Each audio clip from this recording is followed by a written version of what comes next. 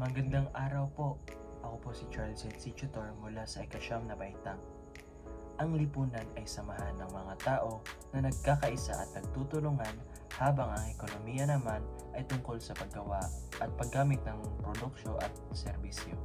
Mahalaga ang dalawang ito dahil ang lipunan ay bumubuo sa ating pagkatao at pagkakaisa at ang ekonomiya naman ay ang nagtutulong sa ating pamumuhay at pag-unlad ng bansa. Ang ugnayan ko sa lipunan ay pagiging kabataan at mag-aaral na nakikipagsalamuha,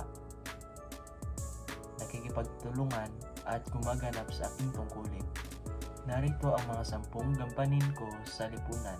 Number 1. Ko ang anak na gumagalang sa magulang. Number 2. Masipag na mag-aaral. Number 3. Mabuting kaibigan. Number 4. Nagdarasal at gumagawa ng mabuti. Number 5.